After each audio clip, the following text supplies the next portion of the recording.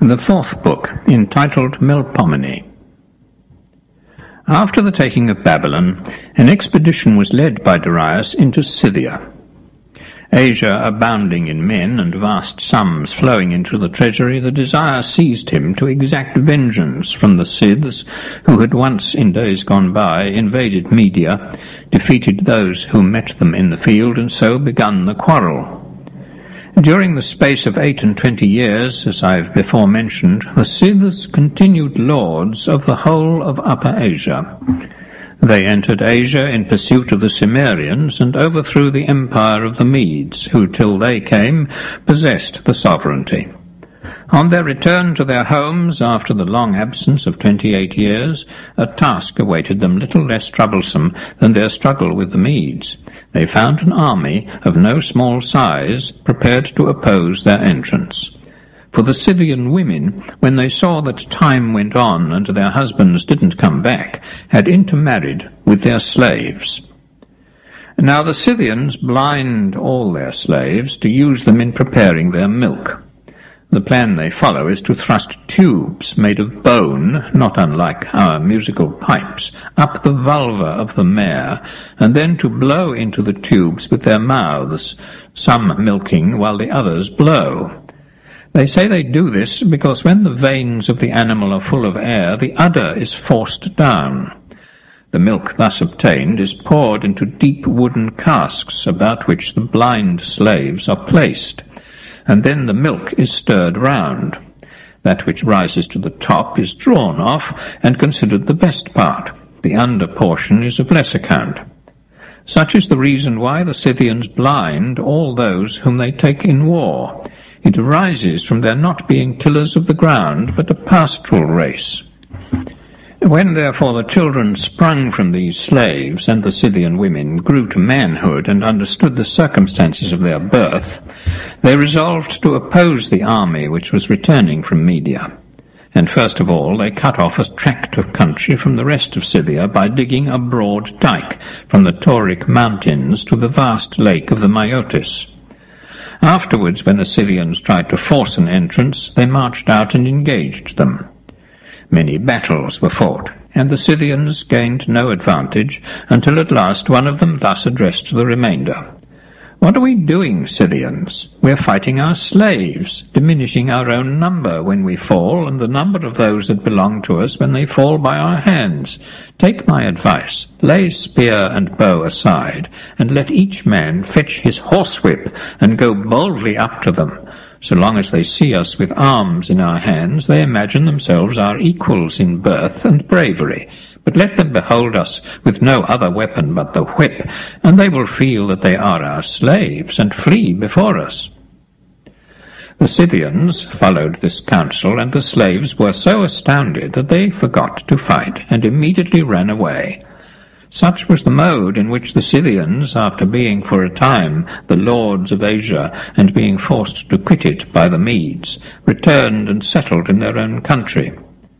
This inroad of theirs it was that Darius was anxious to avenge, and such was the purpose for which he was now collecting an army to invade them.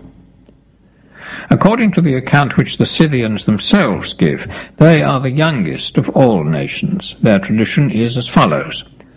A certain Targeteus was the first man who ever lived in their country, which before his time was a desert without inhabitants. He was a child, I don't believe the tale, but it's told nevertheless, of Jove, and a daughter of the Borysthenes. Targeteus, thus descended, begat 3 sons, Leipoxeus, Arpoxeus, and Colaxeus, who was the youngest born of the 3.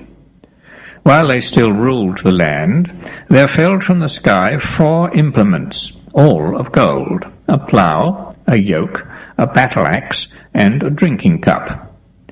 The eldest of the brothers perceived them first, and approached to pick them up, when lo, as he came near, the gold took fire and blazed. He therefore went his way, and the second coming forward made the attempt. But the same thing happened again. The gold rejected both the eldest and the second brother. Last of all the youngest brother approached, and immediately the flames were extinguished. So he picked up the gold and carried it to his home. Then the two elder agreed together and made the whole kingdom over to the youngest born. From Laepoxeus sprang the Scythians of the race called Alcatai. From Arpoxeus, the middle brother, those known as the Catiari and Traspians.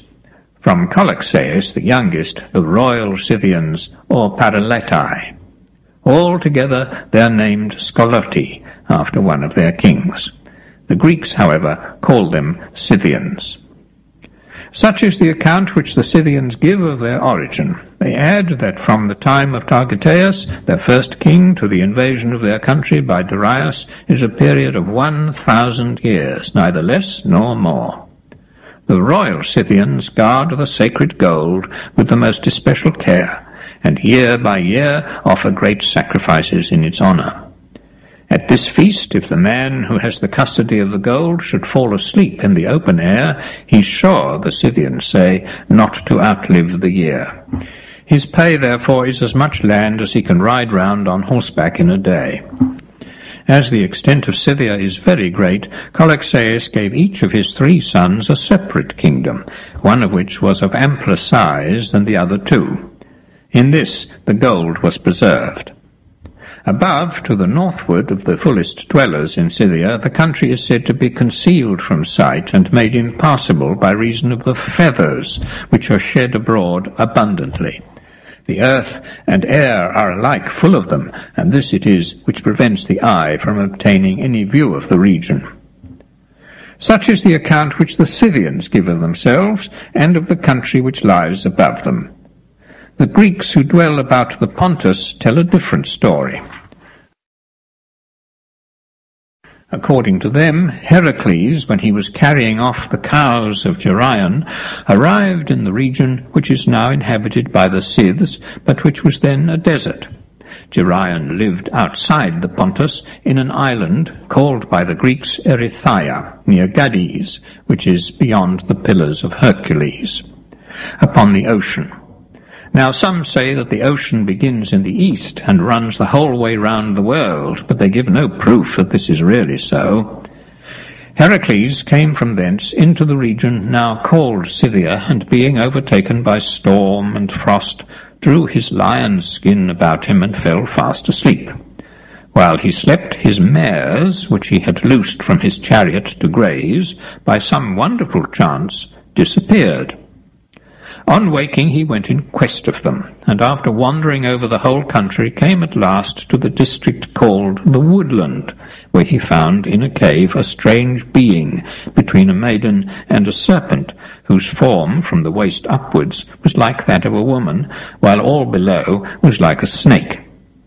He looked at her wonderingly, but nevertheless inquired whether she had chanced to see his strayed mares anywhere. She answered him, yes, and they were now in her keeping, but never would she consent to give them back, unless he took her for his mistress. So Heracles, to get his mares back, agreed, but afterwards she put him off, and delayed restoring the mares, since he wished to keep him with her as long as possible. He, on the other hand, was only anxious to secure them and to get away. At last, when she gave them up, she said to him, when thy mares strayed hither, it was I who saved them for thee. Now thou hast paid their salvage, for lo, I bear in my womb 3 sons of thine.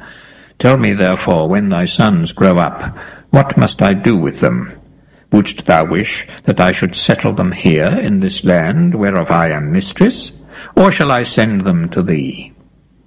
Thus questioned, they say, Heracles answered, when the lads have grown to manhood, do thus, and assuredly thou wilt not err. Watch them, and when thou seest one of them bend this bow as I now bend it, and gird himself with this girdle thus, choose him to remain in the land. Those who fail in the trial send away. Thus wilt thou at once please thyself and obey me.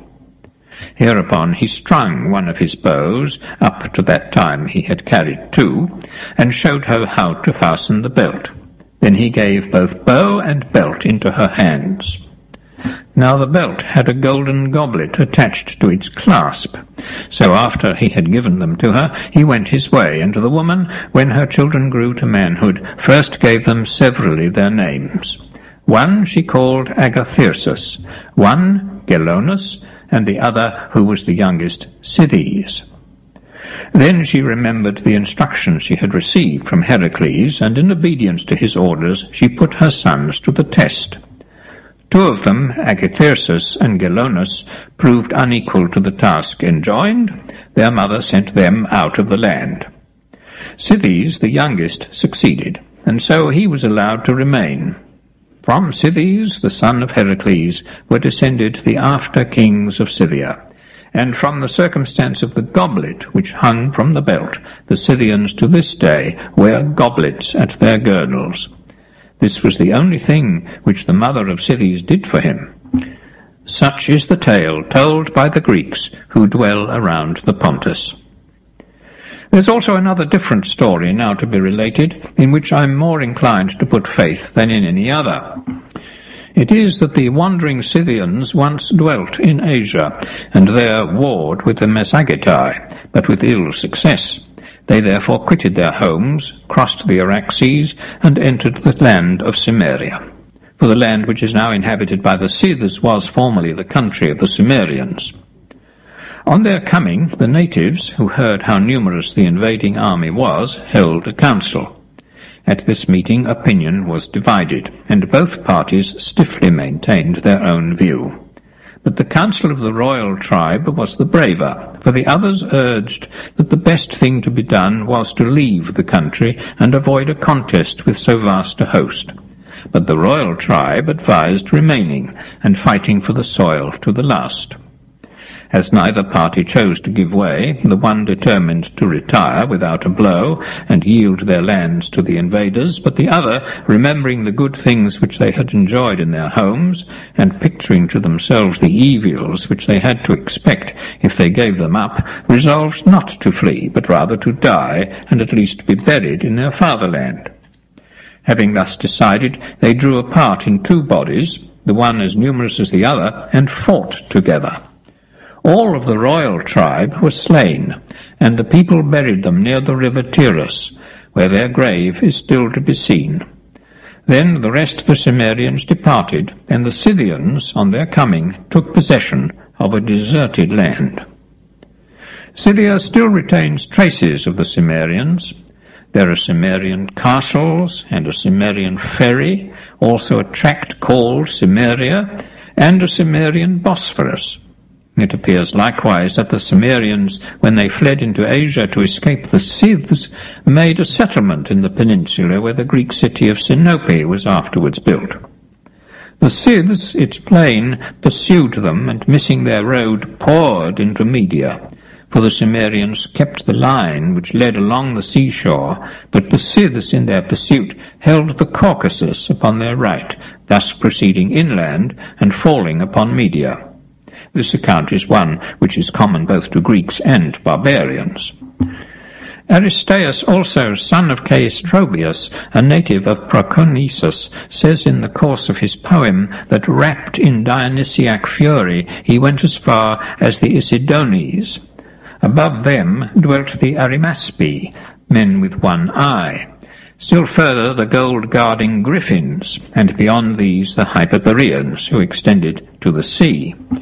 Except the Hyperboreans, all these nations, beginning with the Arimaspi, were continually encroaching upon their neighbours. Hence it came to pass that the Arimaspi drove the Isidonians from their country, while the Isidonians dispossessed the Scyths, and the Scyths, pressing upon the Cimmerians, who dwelt on the shores of the southern sea, forced them to leave their land. Thus even Aristeas doesn't agree in his account of this region with the Scythians. The birthplace of Aristeas, the poet who sung of these things, I've already mentioned. I'll now relate a tale which I heard concerning him both at Proconnesus and at Cyzicus. Aristeas, they said, who belonged to one of the noblest families in the island, had entered one day into a fuller's shop, when he suddenly dropped down dead. Hereupon the fuller shut up his shop, and went to tell Aristeas' kindred what had happened. The report of the death had just spread through the town when a certain Cyzicenian, lately arrived from Artica, contradicted the rumour, affirming that he had met Aristeus on his road to Cyzicus and had spoken with him. This man therefore strenuously denied the rumour.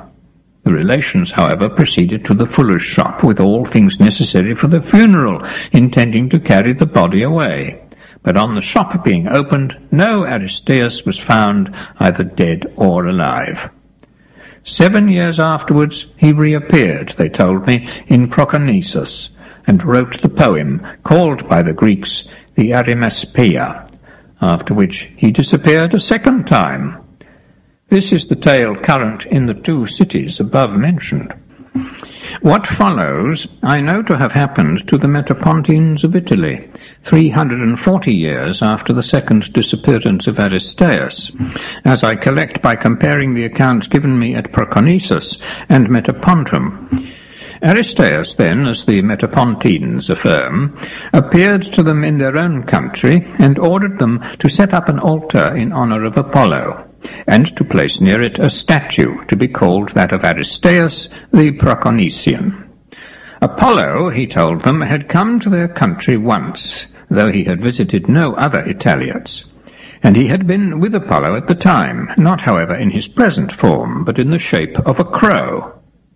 Having said so much, he vanished.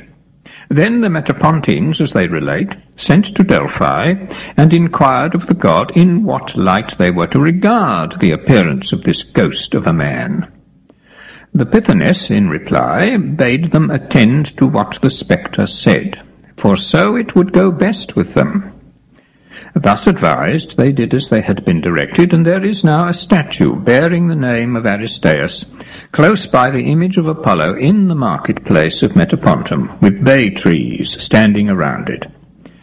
But enough has been said concerning Aristeus. With regard to the regions which lie above the country whereof this portion of my history treats, there is no one who possesses any exact knowledge. Not a single person can I find who professes to be acquainted with them by actual observation. Even Aristeus, the traveller of whom I lately spoke, doesn't claim, and he's writing poetry, to have reached any farther than the Isidonians. What he relates concerning the regions beyond is, he confesses, mere hearsay, being the account which the Isidonians gave him of those countries. However, I shall proceed to mention all that I have learned of these parts by the most exact inquiries which I've been able to make concerning them. Above the mart of the Borysthenites, which is situated in the very centre of the whole sea-coast of Scythia, the first people who inhabit the land are the Callipidae, a Graeco-Scythic race. Next to them, as you go inland, dwell the people called the Alazonians. These 2 nations in other respects resemble the Scythians in their usages, but sow and eat corn, also onions, garlic, lentils, and millet. Beyond the Alazonians reside Scythian cultivators who grow corn, not for their own use, but for sale. Still higher up are the Nuri. Northwards of the Nuri, the continent, as far as it's known to us, is uninhabited. These are the nations along the course of the river Hypanis, west of the Borysthenes. Across the Borysthenes, the first country after you leave the coast is Hylaia, the woodland. Above this dwell the Scythian husbandmen, whom the Greeks living near the Hypanis call Borysthenites, while they call themselves Albiopolites. These husbandmen extend eastward a distance of 3 days' journey to a river bearing the name of Pantykapis, while northward the country is theirs for 11 days' sail up the course of the Borysthenes. Further inland there's a vast tract which is uninhabited. Above this desolate region dwell the cannibals, who are a people apart, much unlike the Scythians. Above them the country becomes an utter desert. Not a single tribe, so far as we know, inhabits it. Crossing the Pantykapis and proceeding eastward of the husbandmen, we come upon the Wandering Citians, who neither plough nor sow. Their country and the whole of this region, except Hylaia, is quite bare of trees. They extend towards the east a distance of 14 days' journey, occupying a tract which reaches to the river Gerus. On the opposite side of the Gerus is the royal district, as it's called. Here dwells the largest and bravest of the Scythian tribes, which looks upon all the other tribes in the light of slaves. Its country reaches on the south to Taurica, on the east to the trench dug by the sons of the blind slaves, the mart upon the Palus Myotis, called Kremni, the cliffs, and in part to the river Tanais.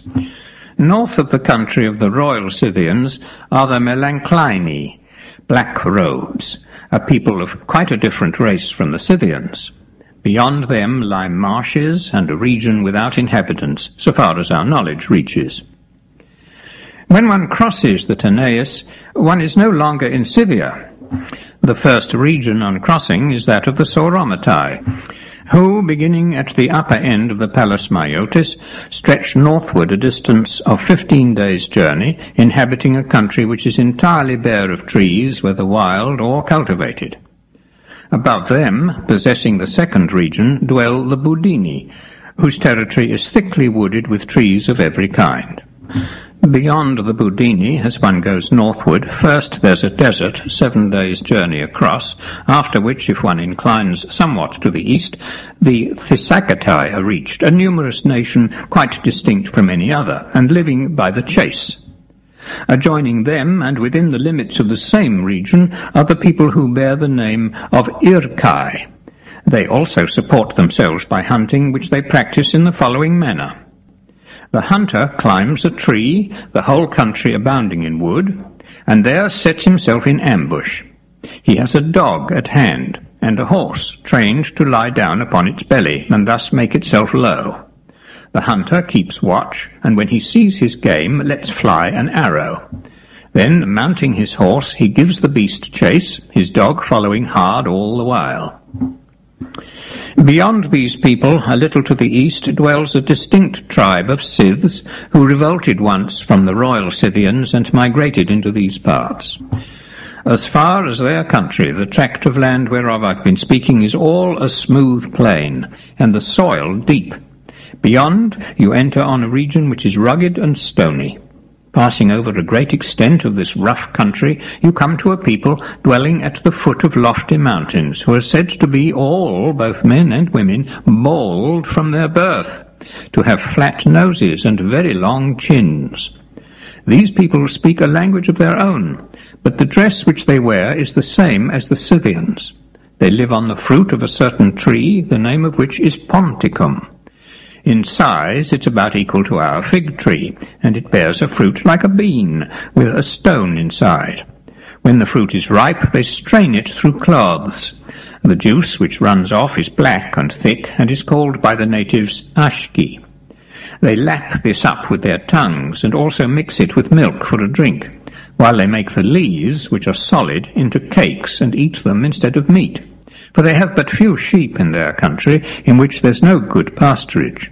Each of them dwells under a tree, and they cover the tree in winter with a cloth of thick white felt, but take off the covering in the summer-time. No one harms these people, for they're looked upon as sacred. They don't even possess any warlike weapons. When their neighbours fall out, they make up the quarrel, and when one flies to them for refuge, he's safe from all hurt. They're called the Archipeans. Up to this point, the territory of which we're speaking is completely explored, and all the nations between the coast and the bald-headed men are well known to us. For some of the Scythians are accustomed to penetrate as far, of whom inquiry may easily be made, and Greeks also go there from the mart on the Borysthenes and from the other marts along the Euxine. The Scythians who make this journey communicate with the inhabitants by means of 7 interpreters and 7 languages. Thus far, therefore, the land is known, but beyond the bald-headed men lies a region of which no one can give any exact account. Lofty and precipitous mountains, which are never crossed, bar further progress. The bald men say, but it doesn't seem to me to be credible, that the people who live in these mountains have feet like goats, and that after passing them you find another race of men who sleep during 1/2 of the year. This latter statement appears to me quite unworthy of credit. The region east of the bald-headed men is well known to be inhabited by the Isidonians, but the tract that lies to the north of these two nations is entirely unknown, except by the accounts which they give of it. The Isidonians are said to have the following customs. When a man's father dies, all the near relatives bring sheep to the house, which are sacrificed and their flesh cut in pieces, while at the same time the dead body undergoes the like treatment. The two sorts of flesh are afterwards mixed together, and the whole is served up at a banquet. The head of the dead man is treated differently. It's stripped bare, cleansed, and set in gold. It then becomes an ornament on which they pride themselves, and is brought out year by year at the great festival which sons keep in honour of their father's death, just as the Greeks keep their Genesia. In other respects, the Isidonians are reputed to be observers of justice, and it's to be remarked that their women have equal authority with the men. Thus our knowledge extends as far as this nation. The regions beyond are known only from the accounts of the Isidonians, by whom the stories are told of the one-eyed race of men and the gold-guarding griffins. These stories are received by the Scythians from the Isidonians, and by them passed on to us Greeks, whence it arises that we give the one-eyed race the Scythian name of Arimaspi, Arima being the Scythic word for one, and spew for the eye. The whole district whereof we here discoursed has winters of exceeding rigour. During 8 months the frost is so intense that water poured upon the ground doesn't form mud, but if a fire be lighted on it, mud is produced. The sea freezes, and the Cimmerian Bosphorus is frozen over. At that season the Scythians who dwell inside the trench make warlike expeditions upon the ice, and even drive their wagons across to the country of the Scythians. Such is the intensity of the cold during 8 months out of the 12, and even in the remaining 4 the climate is still cool. The character of the winter likewise is unlike that of the same season in any other country, for at that time, when the rains ought to fall in Scythia, there is scarcely any rain worth mentioning, while in summer it never gives over raining. And thunder, which elsewhere is frequent then, in Scythia is unknown in that part of the year, coming only in summer, when it's very heavy. Thunder in the winter time is there accounted a prodigy, as also are earthquakes, whether they happen in winter or summer. Horses bear the winter well, cold as it is, but mules and asses are quite unable to bear it, whereas in other countries mules and asses are found to endure the cold, while horses, if they stand still, are frostbitten. To me it seems that the cold may likewise be the cause which prevents the oxen in Scythia from having horns. There's a line in Homer's in the Odyssey which gives a support to my opinion. Libya too, where horns bud quick on the foreheads of lambkins. He means to say, what is quite true, that in warm countries the horns come early. So too in countries where the cold is severe, animals either have no horns or grow them with difficulty, the cold being the cause in this instance. Here I must express my wonder, additions being what my work always from the first affected, that in Elis, where the cold isn't remarkable, and there's nothing else to account for it, mules are never produced. The Eleans say it's in consequence of a curse, and their habit is, when the breeding time comes, to take their mares into one of the adjoining countries, and there keep them till they're in foal, when they bring them back again into Elis. With respect to the feathers, which are said by the Scythians to fill the air, and to prevent persons from penetrating into the remoter parts of the continent, or even having any view of those regions, my opinion is that in the countries above Scythia it always snows, less of course in the summer than in the winter time. Now snow, when it falls, looks like feathers, as everyone is aware who's seen it come down close to him. These northern regions, therefore, are uninhabitable by reason of the severity of the winter, and the Scythians, with their neighbours, call the snowflakes feathers, because I think of the likeness which they bear them. I have now related what's said of the most distant parts of this continent, whereof any account is given. Of the Hyperboreans, nothing is said either by the Scythians or by any of the other dwellers in these regions, unless it be the Isidonians, but in my opinion even the Isidonians are silent concerning them. Otherwise the Scythians would have repeated their statements as they do those concerning the one-eyed men. Hesiod, however, mentions them, and Homer also in the Epigoni, if that be really a work of his. But the persons who have by far the most to say on this subject are the Delians. They declare that certain offerings packed in wheaten straw were brought from the country of the Hyperboreans into Scythia, and that the Scythians received them and passed them on to their neighbours upon the west, who continued to pass them on until at last they reached the Adriatic. From thence they were sent southward, and when they came to Greece were received first of all by the Dodonians. Thence they descended to the Maliac Gulf, from which they were carried across into Euboea, where the people handed them on from city to city, till they came at length to Carystus. The Carystians took them over to Tenos, without stopping at Andros, and the Tenians brought them finally to Delos. Such, according to their own account, was the road by which the offerings reached the Delians. 2 damsels, they say, named Hyperike and Laodice, brought the first offerings from the Hyperboreans, and with them the Hyperboreans sent 5 men to keep them from all harm by the way. These are the persons whom the Delians called Perpheres, and to whom great honours are paid at Delos. Afterwards the Hyperboreans, when they found that their messengers did not return, thinking it would be a grievous thing always to be liable to lose the envoys they should send, adopted the following plan. They wrapped their offerings in the wheaten straw, and bearing them to their borders, charged their neighbours to send them forward from one nation to another, which was done accordingly, and in this way the offerings reached Delos. I myself know of a practice like this, which obtains with the women of Thrace and Paeonia. They, in their sacrifices to the queenly Artemis, bring wheaten straw always with their offerings. Of my own knowledge I can testify that this is so. The damsels sent by the Hyperboreans died in Delos, and in their honour all the Delian girls and youths are wont to cut off their hair.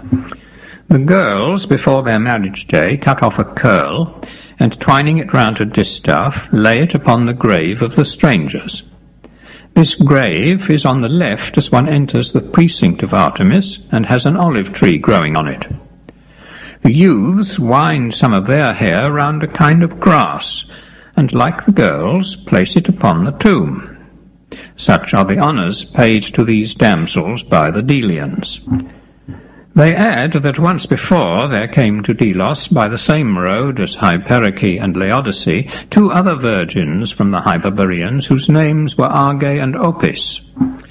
Hyperike and Laodice came to bring to Eileithia the offering which they had laid upon themselves in acknowledgment of their quick labours, but Arge and Opis came at the same time as the gods of Delos, and are honoured by the Delians in a different way.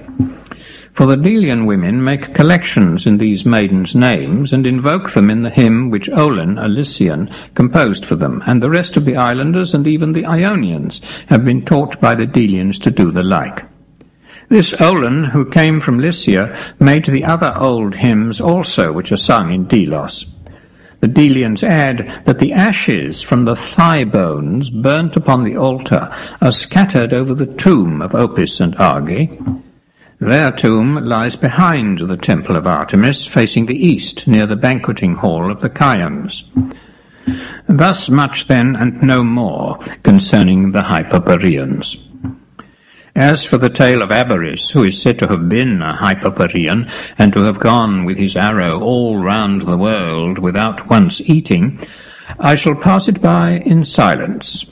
Thus much, however, is clear. If there are Hyperboreans, there must also be Hypernotians.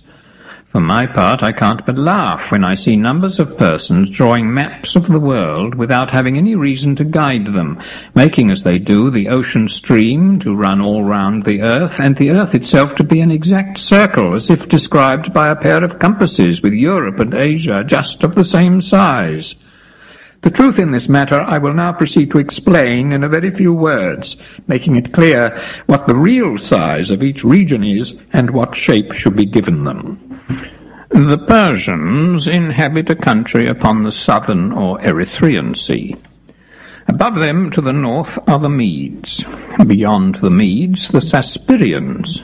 Beyond them the Colchians, reaching to the northern sea in which the Phasis empties itself. These four nations fill the whole space from one sea to the other. West of these nations there project into the sea two tracts, which I will now describe. One, beginning at the river Phasis on the north, stretches along the Euxine and the Hellespont to Sigeum in the Troas, while on the south it reaches from the Myrandrian Gulf, which adjoins Phoenicia, to the Triopic promontory. This is one of the tracts, and is inhabited by 30 different nations. The other starts from the country of the Persians and stretches into the Erythraean Sea, containing first Persia, then Assyria, and after Assyria, Arabia. It ends, that's to say, it's considered to end, though it doesn't really come to a termination, at the Arabian Gulf, the gulf whereinto Darius conducted the canal which he made from the Nile. Between Persia and Phoenicia lies a broad and ample tract of country, after which the region I'm describing skirts our sea, stretching from Phoenicia along the coast of Palestine, Syria, till it comes to Egypt, where it terminates.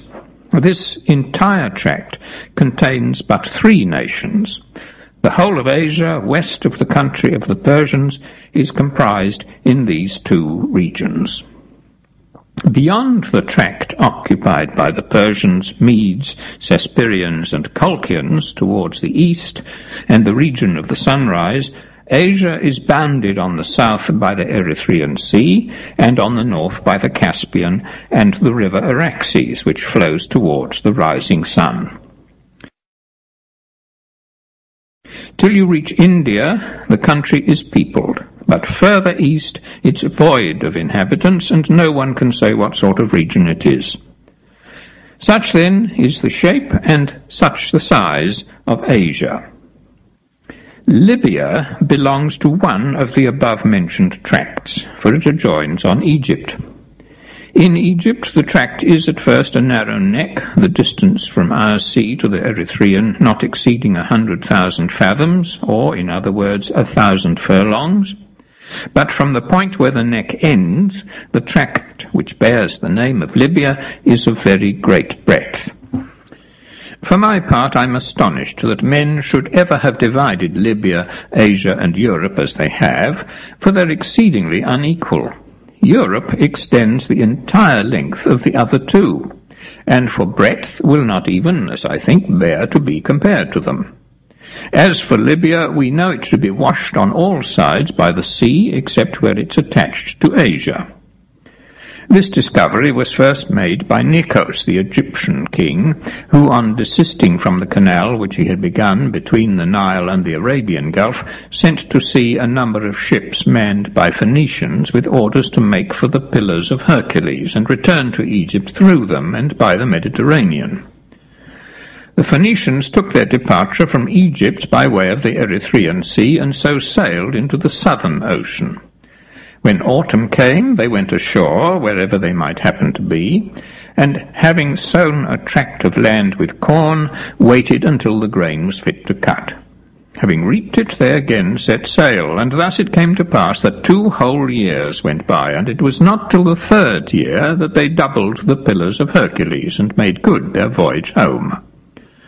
On their return, they declared, I for my part don't believe them, but perhaps others may, that in sailing round Libya they had the sun upon their right hand. In this way was the extent of Libya first discovered. Next to these Phoenicians, the Carthaginians, according to their own accounts, made the voyage. For Sataspes, son of Tiaspes, the Achaemenian, didn't circumnavigate Libya, though he was sent to do so. But fearing the length and desolateness of the journey, he turned back and left unaccomplished the task which had been set him by his mother. This man had used violence towards a maiden, the daughter of Sobirus, son of Megabyzus, and King Xerxes was about to impale him for the offence, when his mother, who was a sister of Darius, begged him off, undertaking to punish his crime more heavily than the king himself had designed. She would force him, she said, to sail round Libya and return to Egypt by the Arabian Gulf. Xerxes gave his consent, and Sataspes went down to Egypt and there got a ship and crew, with which he set sail for the Pillars of Hercules. Having passed the straits, he doubled the Libyan headland, known as Cape Solois, and proceeded southward. Following this course for many months, over a vast stretch of sea, and finding that more water than he had crossed still lay ever before him, he put about and came back to Egypt. Thence proceeding to the court, he made report to Xerxes that at the farthest point to which he had reached, the coast was occupied by a dwarfish race, who wore a dress made from the palm tree. These people, whenever he landed, left their towns and fled away to the mountains. His men, however, did them no wrong, only entering into their cities and taking some of their cattle. The reason why he had not sailed quite round Libya was, he said, because the ship stopped and wouldn't go any further. Xerxes, however, didn't accept this account for true, and so Sataspes, as he had failed to accomplish the task set him, was impaled by the king's orders in accordance with the former sentence. One of his eunuchs, on hearing of his death, ran away with a great portion of his wealth, and reached Samos, where a certain Samian seized the whole. I know the man's name well, but I shall willingly forget it here. Of the greater part of Asia, Darius was the discoverer. Wishing to know where the Indus, which is the only river save one that produces crocodiles, emptied itself into the sea, he sent a number of men on whose truthfulness he could rely, and among them Skylax of Carianda, to sail down the river. They started from the city of Caspatirus in the region called Pactaica, and sailed down the stream in an easterly direction to the sea. Here they turned westward, and after a voyage of 30 months reached the place from which the Egyptian king, of whom I spoke above, sent the Phoenicians to sail round Libya. After this voyage was completed, Darius conquered the Indians, and made use of the sea in those parts. Thus, all Asia, except the eastern portion, has been found to be similarly circumstanced with Libya. But the boundaries of Europe are quite unknown, and there's not a man who can say whether any sea girds it round either on the north or on the east, while in length it undoubtedly extends as far as both the other two. For my part, I can't conceive why 3 names, and women's names especially, should ever have been given to a tract which is in reality one, nor why the Egyptian Nile and the Colchian Phasis, or according to others the Maiotic Tanais and Cimmerian Ferry, should have been fixed upon for the boundary lines. Nor can I even say who gave the 3 tracts their names, or whence they took the epithets. According to the Greeks in general, Libya was so called after a certain Libya, a native woman, and Asia after the wife of Prometheus. The Lydians, however, put in a claim to the latter name, which they declare was not derived from Asia, the wife of Prometheus, but from Asius, the son of Cotys, and grandson of Manes, who also gave name to the tribe Asius at Sardis. As for Europe, no one can say whether it's surrounded by the sea or not, whether it's known whence the name of Europe was derived, nor who gave it name, unless we say that Europe was so called after the Tyrian Europe, and before her time was nameless, like the other divisions. But it's certain that Europe was an Asiatic, and never even set foot on the land which the Greeks now call Europe, only sailing from Phoenicia to Crete, and from Crete to Lycia. However, let's quit these matters. We shall ourselves continue to use the names which custom sanctions. The Euxine Sea, where Darius now went to war, has nations dwelling around it, with the one exception of the Scythians, more unpolished than those of any other region that we know of. For setting aside Anacharsis and the Scythian people, there isn't within this region a single nation which can put forward as having any claims to wisdom, or which has produced a single person of any high repute. The Scythians indeed have in one respect, and that the very most important of all those that fall under man's control, shown themselves wiser than any nation upon the face of the earth. Their customs otherwise are not such as I admire. The one thing of which I speak is the contrivance whereby they make it impossible for the enemy who invades them to escape destruction, while they themselves are entirely out of his reach, unless it please them to engage with him. Having neither cities nor forts, and carrying their dwellings with them wherever they go, accustomed, moreover, one and all of them, to shoot from horseback, and living not by husbandry, but on their cattle, their wagons, the only houses that they possess, how can they fail of being unconquerable and unassailable even? The nature of their country and the rivers by which it's intersected greatly favour this mode of resisting attacks, for the land is level, well-watered, and abounding in pasture, while the rivers which traverse it are almost equal in number to the canals of Egypt. Of these I shall only mention the most famous, and such as are navigable to some distance from the sea. They are the Ister, which has 5 mouths, the Tyras, the Hippanis, the Borysthenes, the Pantiacopes, the Hippocreus, and Gerus, and the Tanais. The courses of these streams I shall now proceed to describe. The Ister is, of all the rivers with which we are acquainted, the mightiest. It never varies in height, but continues at the same level summer and winter. Counting from the west, it's the first of the Scythian rivers, and the reason of its being the greatest is that it receives the waters of several tributaries. Now, the tributaries which swell its flood are the following. First, on the side of Scythia, these 5. The stream called by the Scythians Porata, and by the Greeks Pyretus, the Tierantus, the Araris, the Neparis, and the Odessus. The first mentioned is a great stream, and is the easternmost of the tributaries. The Tierantus is of less volume and more to the west. The Araris, Neparis, and Odessus fall into the Ister between these two. All the above-mentioned are genuine Scythian rivers, and go to swell the current of the Ister.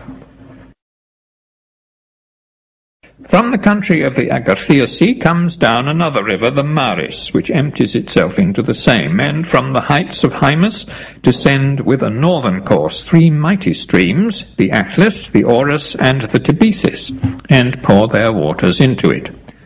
Thrace gives it 3 tributaries, the Athris, the Nois, and the Artanes, which all pass through the country of the Crobysian Thracians. Another tributary is furnished by Paeonia, namely the Scius. This river, rising near Mount Rhodope, forces its way through the train of Hymus, and so reaches the Ister. From Illyria comes another stream, the Angrus, which has a course from south to north, and after watering the Tribalian plain, falls into the Brongus, which falls into the Ister. So the Ister is augmented by these 2 streams, both considerable.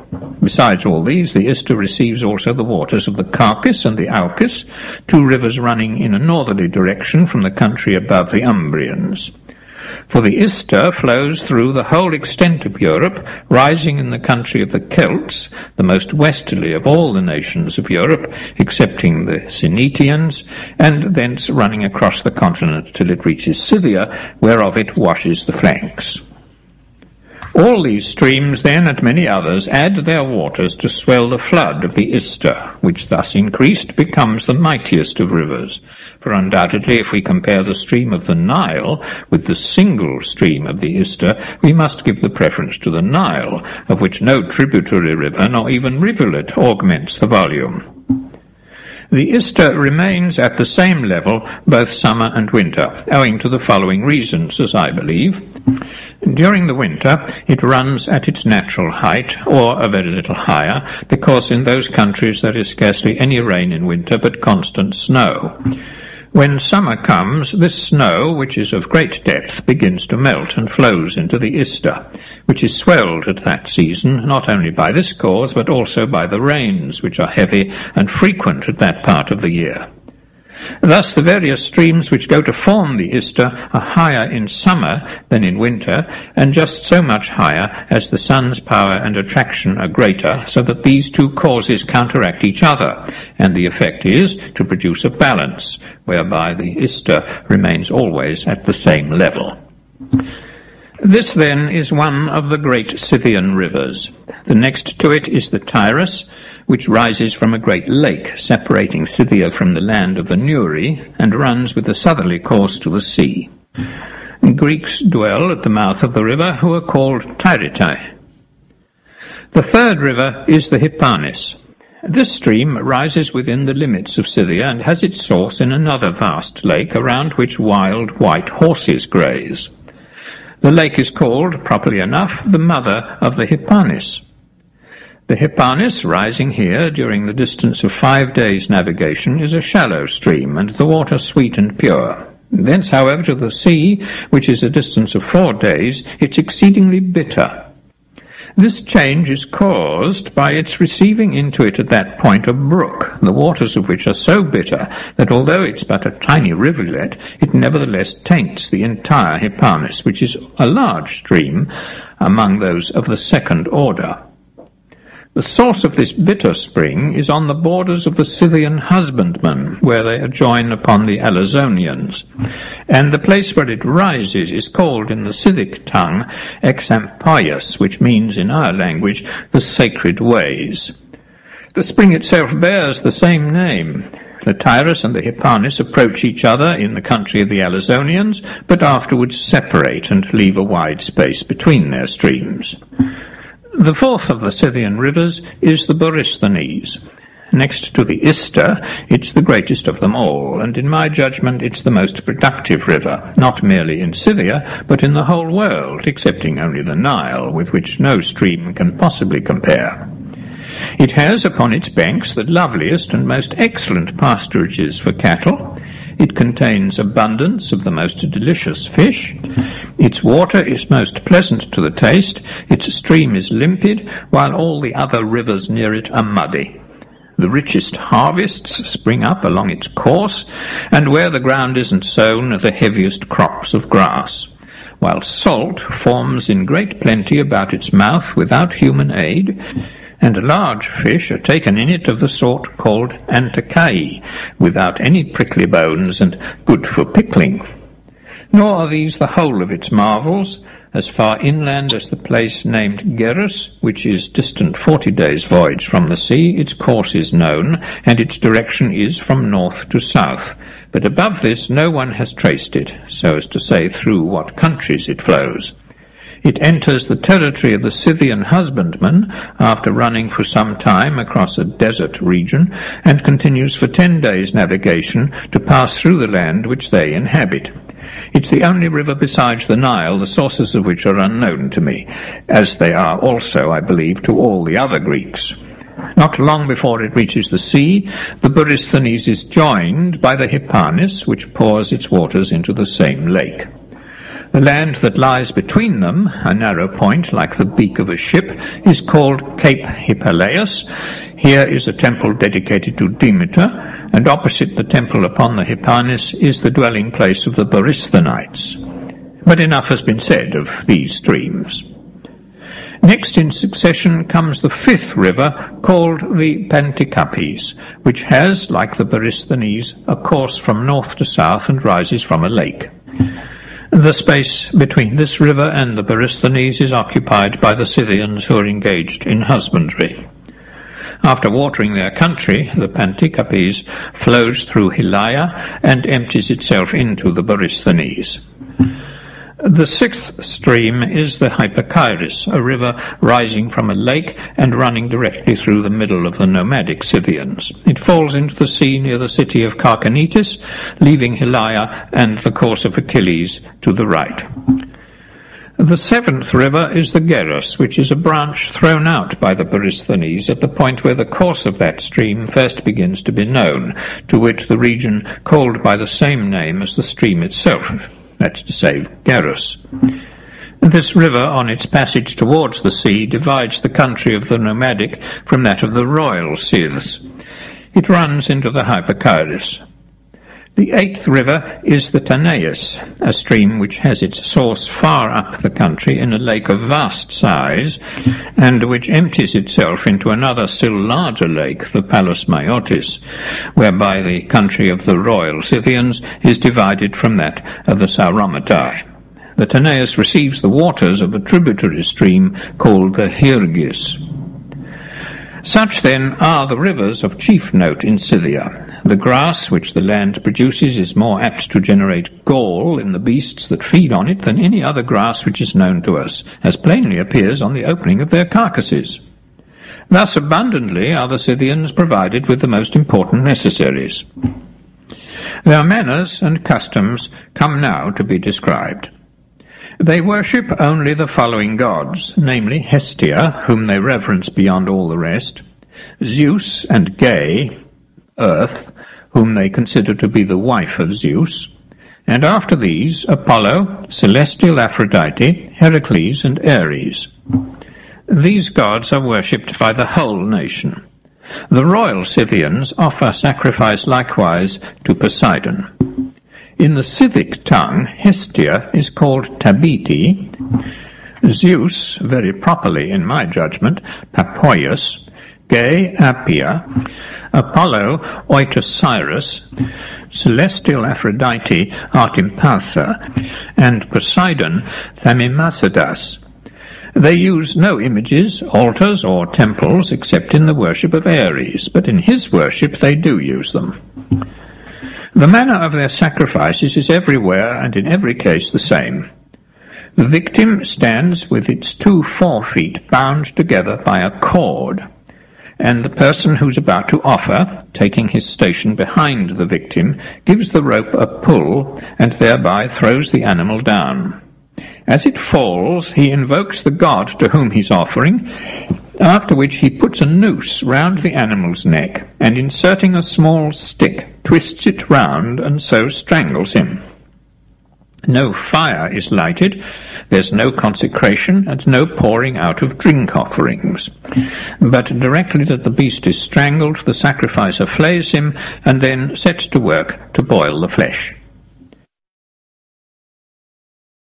As Scythia, however, is utterly barren of firewood, a plan has had to be contrived for boiling the flesh, which is the following. After flaying the beasts, they take out all the bones, and, if they possess such gear, put the flesh into boilers made in the country, which are very like the cauldrons of the Lesbians, except that they're of a much larger size. Then, placing the bones of the animals beneath the cauldron, they set them alight, and so boil the meat. If they don't happen to possess a cauldron, they make the animal's paunch hold the flesh, and pouring in at the same time a little water, lay the bones under and light them. The bones burn beautifully, and the paunch easily contains all the flesh when it's stripped from the bones, so that by this plan your ox is made to boil himself, and other victims also to do the like. When the meat is all cooked, the sacrificer offers a portion of the flesh and of the entrails by casting it on the ground before him. They sacrifice all sorts of cattle, but most commonly horses. Such are the victims offered to the other gods, and such is the mode in which they are sacrificed. But the rites paid to Ares are different. In every district, at the seat of government, there stands a temple of this god, whereof the following is a description. It's a pile of brushwood, made of a vast quantity of faggots, in length and breadth 3 furlongs, in height somewhat less, having a square platform on the top, 3 sides of which are precipitous, while the 4th slopes, so that men may walk up it. Each year 150 wagon loads of brushwood are added to the pile, which sinks continually by reason of the rains. An antique iron sword is planted on the top of every such mound and serves as the image of Ares. Yearly sacrifices of cattle and of horses are made to it, and more victims are offered thus than to all the rest of their gods. When prisoners are taken in war, out of every 100 men they sacrifice one, not however with the same rites as the cattle, but with different. Libations of wine are first poured upon their heads, after which they are slaughtered over a vessel. The vessel is then carried up to the top of the pile, and the blood poured upon the scimitar. While this takes place at the top of the mound, below, by the side of the temple, the right hands and arms of the slaughtered prisoners are cut off and tossed on high into the air. Then the other victims are slain, and those who have offered the sacrifice depart, leaving the hands and arms where they may chance to have fallen, and the bodies also separate. Such are the observances of the Scythians with respect to sacrifice. They never use swine for the purpose, nor indeed is it their wont to breed them in any part of their country. In what concerns war, their customs are the following. The Scythian soldier drinks the blood of the first man he overthrows in battle. Whatever number he slays, he cuts off all their heads and carries them to the king. Since he is thus entitled to a share of the booty, whereto he forfeits all claim if he doesn't produce a head. In order to strip the skull of its covering, he makes a cut round the head above the ears, and laying hold of the scalp, shakes the skull out. Then with the rib of an ox he scrapes the scalp clean of flesh, and softening it by rubbing between the hands, uses it thenceforth as a napkin. The Scyth is proud of these scalps, and hangs them from his bridle rein. The greater the number of such napkins that a man can show, the more highly is he esteemed among them. Many make themselves cloaks like the capotes of our peasants by sewing a quantity of these scalps together. Others flay the right arms of their dead enemies and make off the skin, which is stripped off with the nails hanging to it, a covering for their quivers.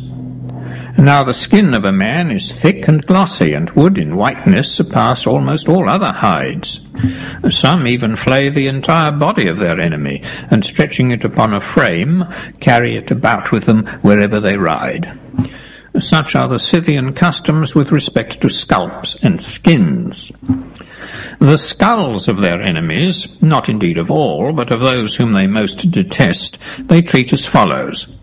Having sawn off the portion below the eyebrows and cleaned out the inside, they cover the outside with leather. When a man is poor, this is all that he does, but if he's rich, he also lines the inside with gold. In either case, the skull is used as a drinking cup. They do the same with the skulls of their own kith and kin, if they've been at feud with them and have vanquished them in the presence of the king. When strangers whom they deem of any account come to visit them, these skulls are handed round, and the host tells how that these were his relations who made war upon him, and how that he got the better of them, all this being looked upon as proof of bravery. Once a year, the governor of each district at a set place in his own province mingles a bowl of wine, of which all Scythians have a right to drink by whom foes have been slain, while they who've slain no enemy are not allowed to taste of the bowl, but sit aloof in disgrace. No greater shame than this can happen to them. Such as have slain a very large number of foes have 2 cups instead of 1, and drink from both. Scythia has an abundance of soothsayers, who foretell the future by means of a number of willow wands. A large bundle of these wands is brought and laid on the ground. The soothsayer unties the bundle and places each wand by itself, at the same time uttering his prophecy. Then, while he's still speaking, he gathers the rods together again and makes them up once more into a bundle. This mode of divination is of home growth in Scythia. The Enaries, or women-like men, have another method, which they say Aphrodite taught them. It's done with the inner bark of the linden tree. they take a piece of this bark, and splitting it into 3 strips, keep twining the strips about their fingers, and untwining them while they prophesy. Whenever the Scythian king falls sick, he sends for the 3 soothsayers of the most renown at the time, who come and make trial of their art in the mode above described. Generally they say that the king is ill because such or such a person, mentioning his name, has sworn falsely by the royal hearth.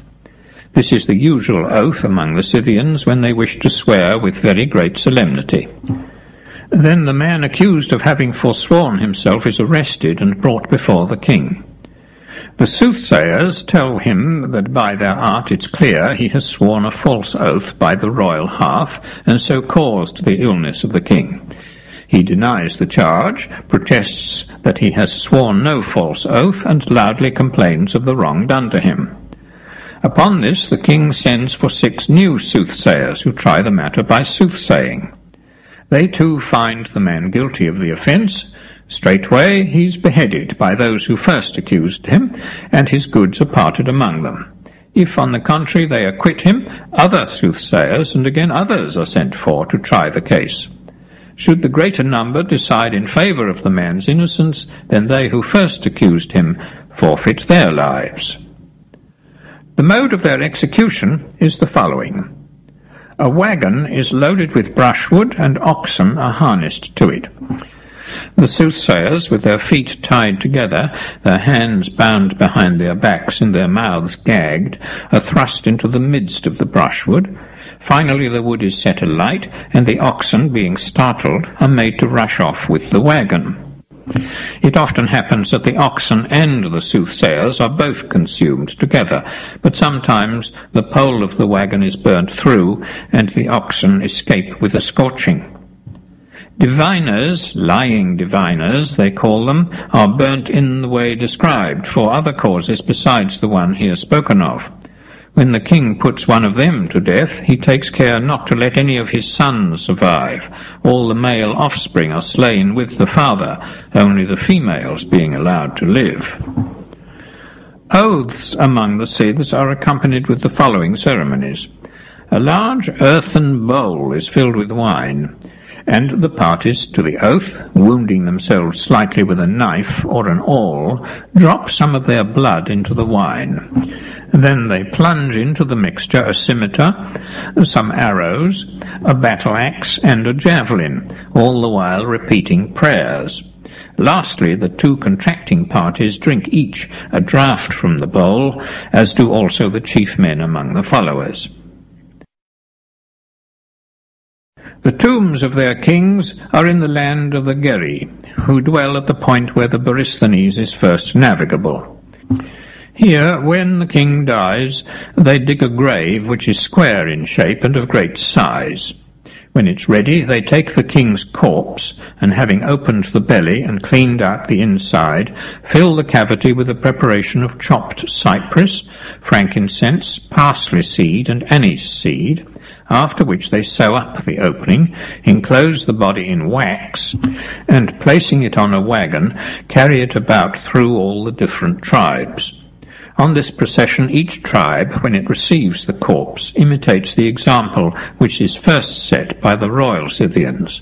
Each man chops off a piece of his ear, crops his hair close, and makes a cut all round his arm, lacerates his forehead and his nose, and thrusts an arrow through his left hand. Then they who have the care of the corpse carry it with them to another of the tribes which are under the Scythian rule, followed by those whom they first visited.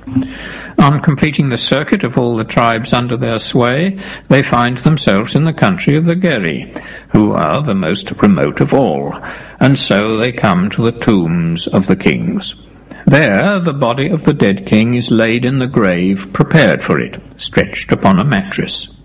Spears are fixed in the ground on either side of the corpse, and beams stretched across above it to form a roof, which is covered with a thatching of osier twigs.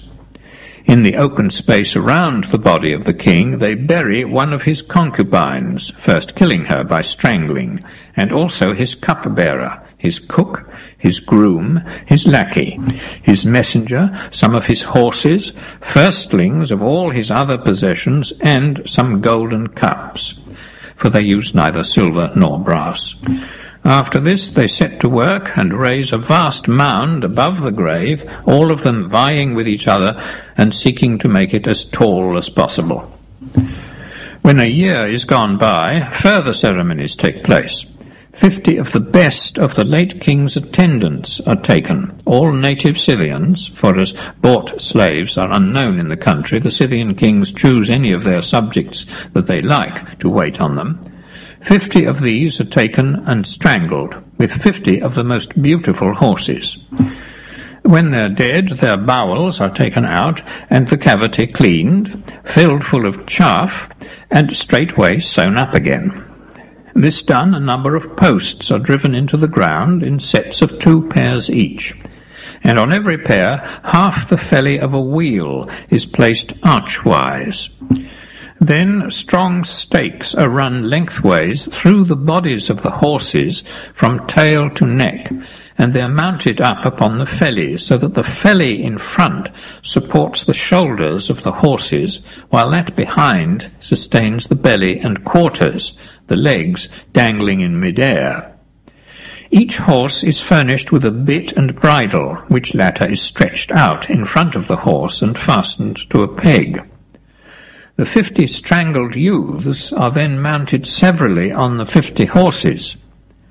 To effect this, a second stake is passed through their bodies along the course of the spine to the neck, the lower end of which projects from the body and is fixed into a socket made in the stake that runs lengthwise down the horse.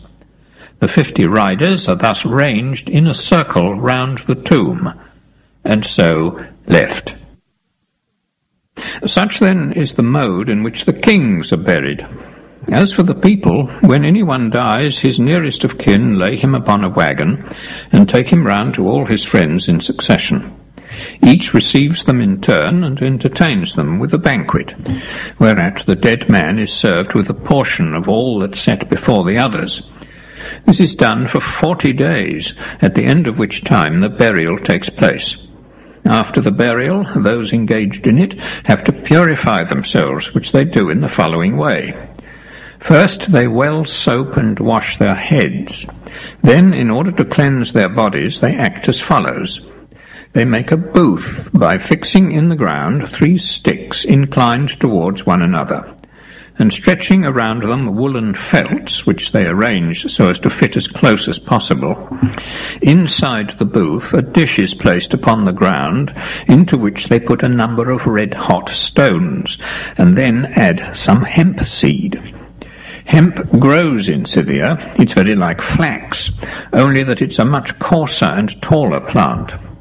Some grows wild about the country, some is produced by cultivation. The Thracians make garments of it, which closely resemble linen, so much so indeed that if a person has never seen hemp, he's sure to think they're linen, and if he has, unless he's very experienced in such matters, he won't know of which material they are. The Scythians, as I said, take some of this hemp seed, and creeping under the felt coverings, throw it upon the red-hot stones. Immediately it smokes, and gives out such a vapour as no Grecian vapour bath can exceed. The Scythes, delighted, shout for joy, and this vapour serves them instead of a water bath, for they never by any chance wash their bodies with water. Their women make a mixture of cypress, cedar, and frankincense wood, which they pound into a paste upon a rough piece of stone, adding a little water to it. With this substance, which is of a thick consistency, they plaster their faces all over, and indeed their whole bodies. A sweet odour is thereby imparted to them, and when they take off the plaster on the day following, their skin is clean and glossy. The Scythians have an extreme hatred of all foreign customs, particularly of those in use among the Greeks, as the instances of Anacharsis and more lately of Scylus have fully shown. The former, after he had travelled over a great portion of the world, and displayed wherever he went many proofs of wisdom, as he sailed through the Hellespont on his return to Scythia, touched at Cyzicus. There he found the inhabitants celebrating with much pomp and magnificence a festival to the mother of the gods, and was himself induced to make a vow to the goddess, whereby he engaged, if he got back safe and sound to his home, that he would give her a festival and a night procession in all respects, like those which he had seen in Cyzicus.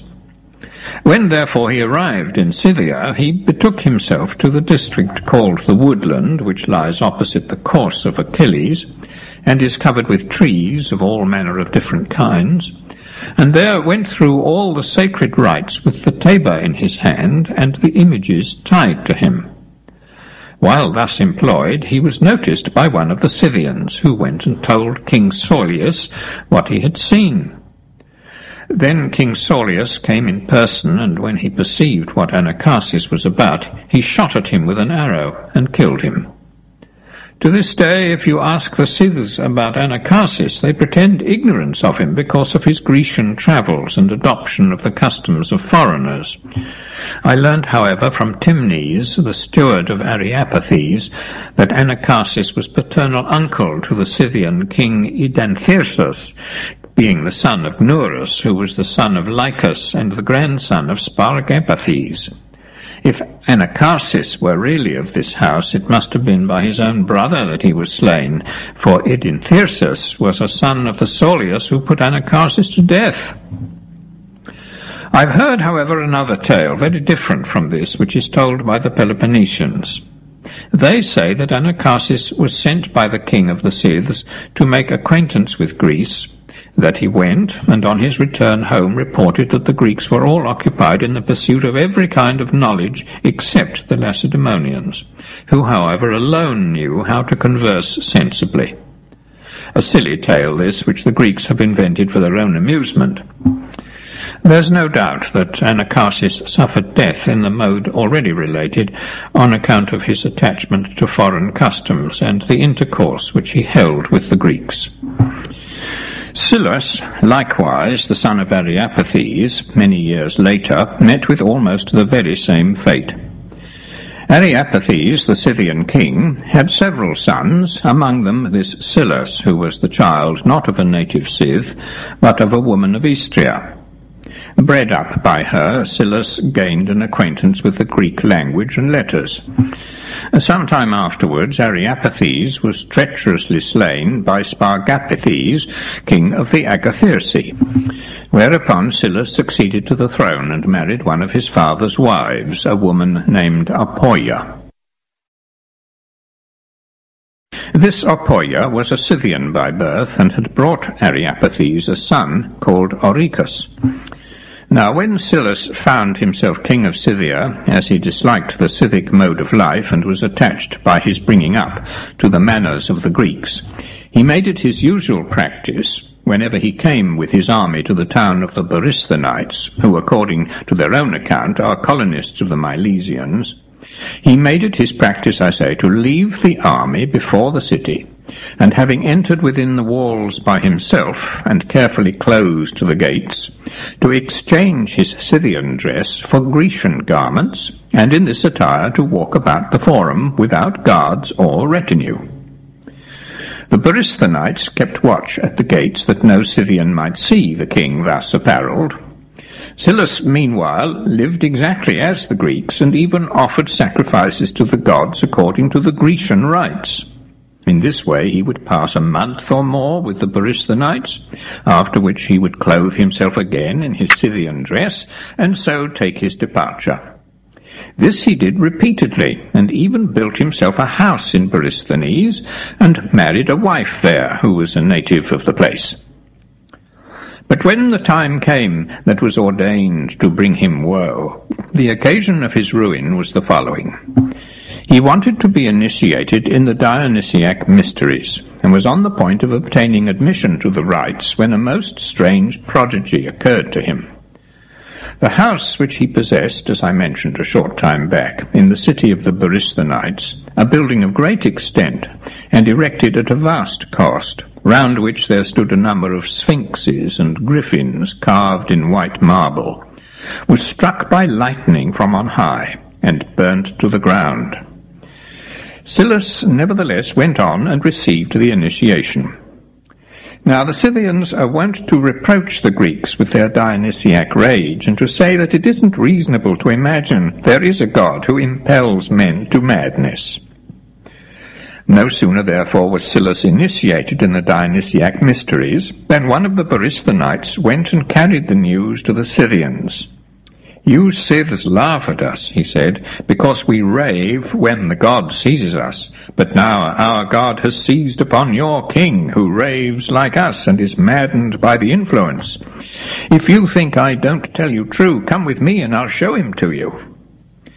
The chiefs of the Scythians went with the man accordingly, and the Borysthenite, conducting them into the city, placed them secretly on one of the towers. Presently Silius passed by with the band of revellers, raving like the rest, and was seen by the watchers. Regarding the matter as a very great misfortune, they instantly departed, and came and told the army what they had witnessed. When therefore Silius, after leaving Borysthenes, was about returning home, the Scythians broke out into revolt. They put at their head Octomasidas, grandson on the mother's side of Teres. Then Silius, when he learned the danger with which he was threatened, and the reason of the disturbance, made his escape to Thrace. Octomasidas, discovering whither he had fled, marched after him, and had reached the Ister when he was met by the forces of the Thracians. The two armies were about to engage, but before they joined battle, Sitalces sent a message to Octomasidas to this effect: "Why should there be trial of arms betwixt thee and me? Thou art my own sister's son, and thou hast in thy keeping my brother. Surrender him into my hands, and I will give thy Silius back to thee. So neither thou nor I will risk our armies." Sitalces sent this message to Octomasidas by a herald, and Octomasidas, with whom a brother of Sitalces had formerly taken refuge, accepted the terms.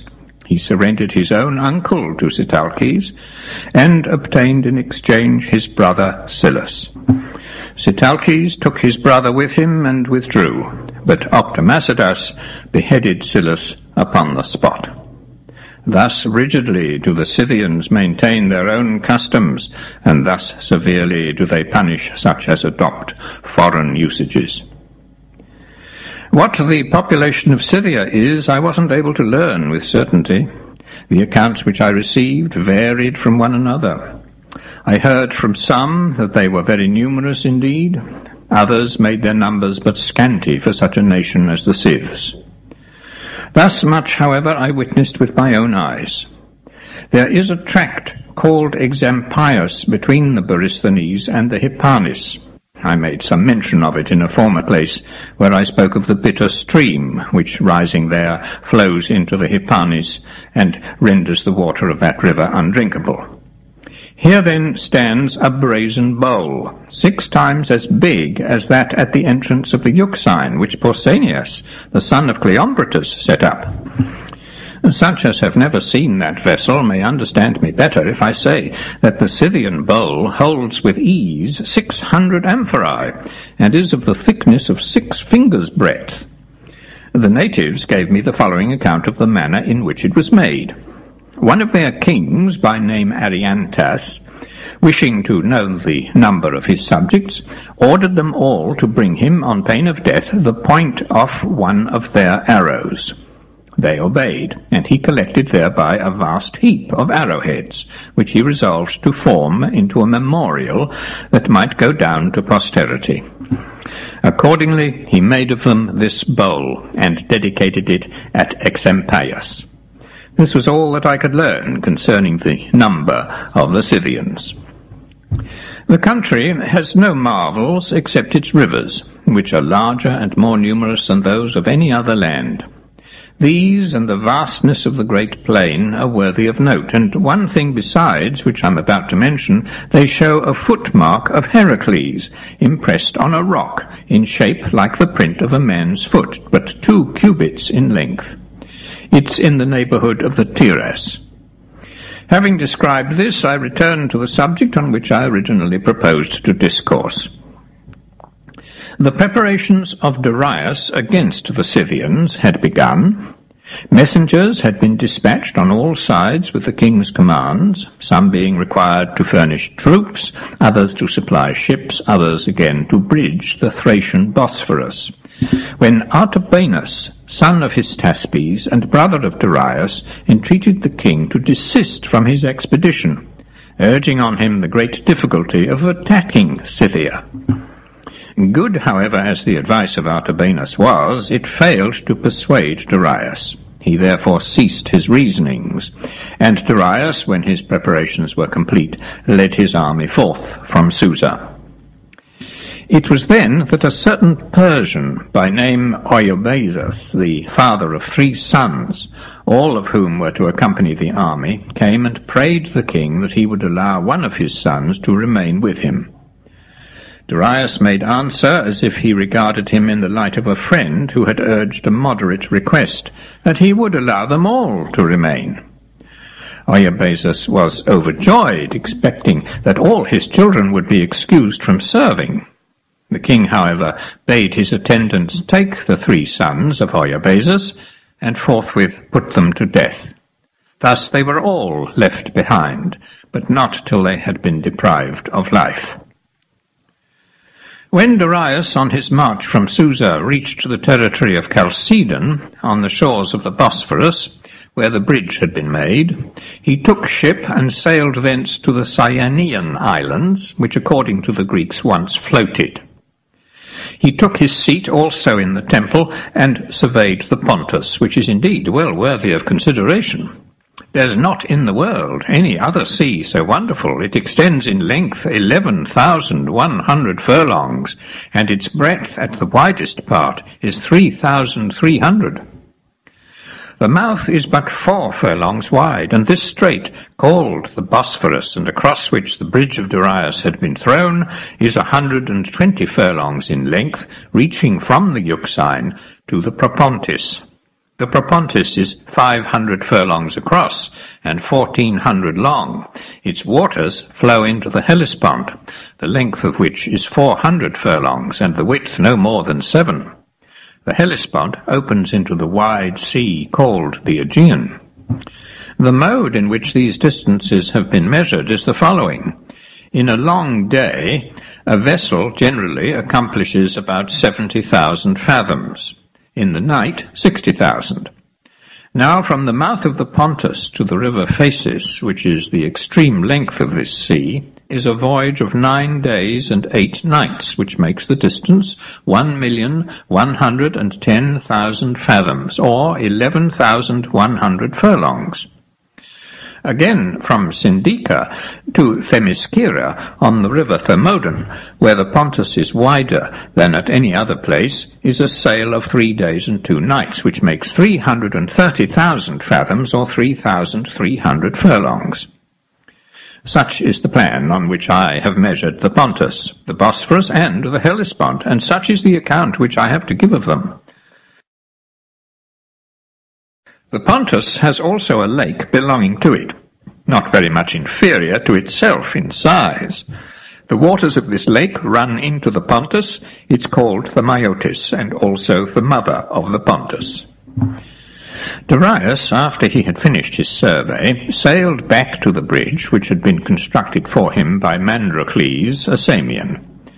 He likewise surveyed the Bosphorus and erected upon its shores 2 pillars of white marble, whereupon he inscribed the names of all the nations which formed his army, on the one pillar in Greek, on the other in Assyrian characters. Now his army was drawn from all the nations under his sway, and the whole amount, without reckoning the naval forces, was 700,000 men, including cavalry. The fleet consisted of 600 ships. Some time afterwards the Byzantines removed these pillars to their own city and used them for an altar which they erected to Orthosian Artemis. 1 block remained behind. It lay near the temple of Dionysus at Byzantium, and was covered with Assyrian writing. The spot where Darius bridged the Bosphorus was, I think, but I speak only from conjecture, halfway between the city of Byzantium and the temple at the mouth of the strait. Darius was so pleased with the bridge thrown across the strait by the Samian Mandrocles that he not only bestowed upon him all the customary presents, but gave him 10 of every kind.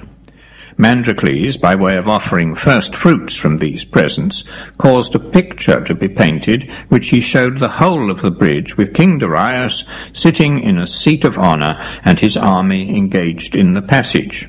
This painting he dedicated in the temple of Hera at Samos, attaching to it the inscription following: "The fish-fraught Bosphorus bridged to Hera's fane did Mandrocles this proud memorial bring, when for himself a crown he'd skill to gain, for Samos praise contenting the great king."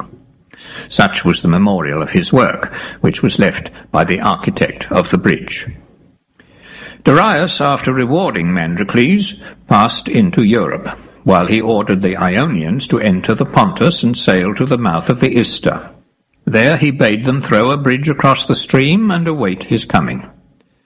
The Ionians, Aeolians, and Hellespontians were the nations which furnished the chief strength of his navy.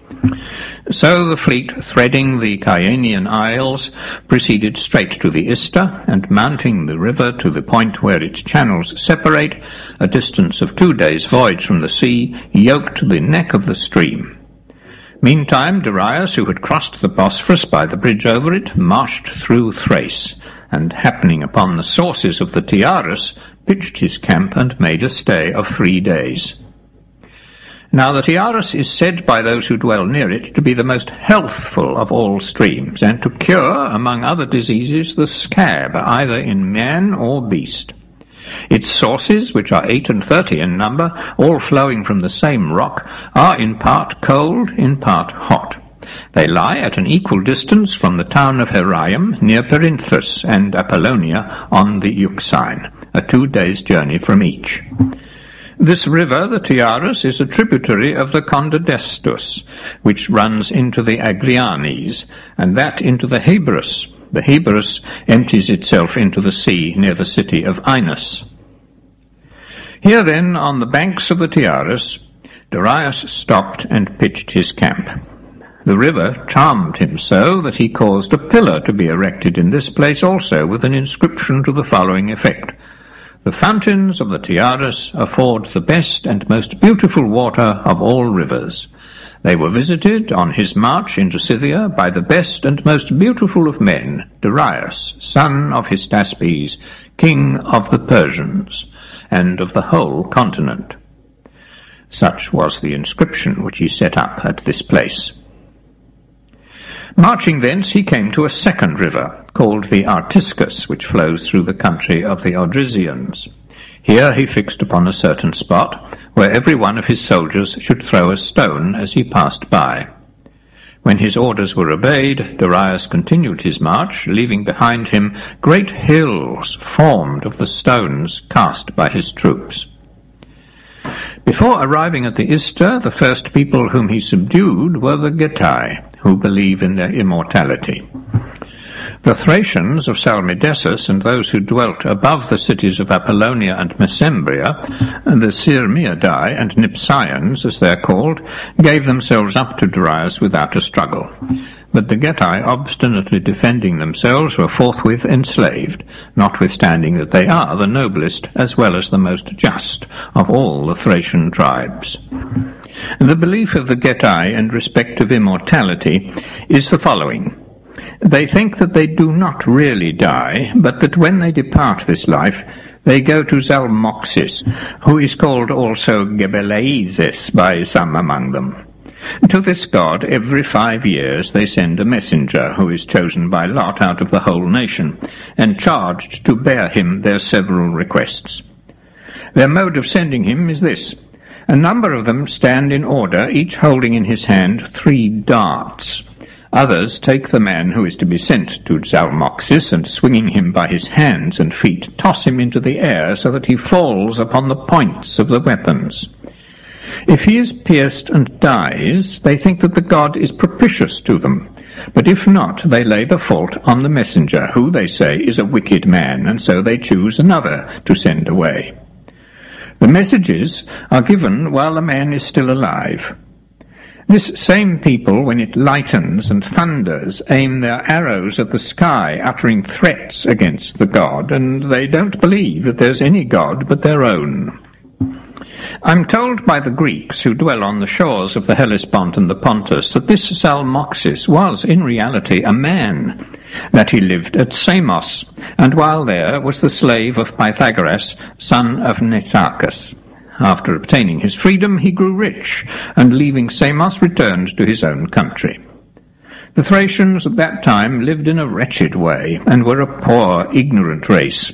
Zalmoxis, therefore, who by his commerce with the Greeks, and especially with one who was by no means their most contemptible philosopher, Pythagoras, to wit, was acquainted with the Ionic mode of life, and with manners more refined than those current among his countrymen, had a chamber built in which from time to time he received and feasted all the principal Thracians, using the occasion to teach them that neither he nor they, his boon companions, nor any of their posterity, would ever perish, but that they would all go to a place where they would live for aye in the enjoyment of every conceivable good. While he was acting in this way and holding this kind of discourse, he was constructing an apartment underground, into which, when it was completed, he withdrew, vanishing suddenly from the eyes of the Thracians, who greatly regretted his loss and mourned over him as one dead. He, meanwhile, abode in his secret chamber 3 full years, after which he came forth from his concealment and showed himself once more to his countrymen, who were thus brought to believe in the truth of what he had taught them. Such is the account of the Greeks. I, for my part, neither put entire faith in this story of Zalmoxis and his underground chamber, nor do I altogether discredit it.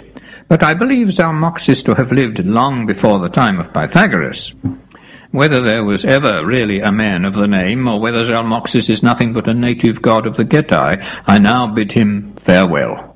As for the Getae themselves, the people who observe the practices described above, they were now reduced by the Persians, and accompanied the army of Darius. When Darius with his land forces reached the Ister, he made his troops cross the stream, and after all were gone over, gave orders to the Ionians to break the bridge and follow him with the whole naval force in his land march.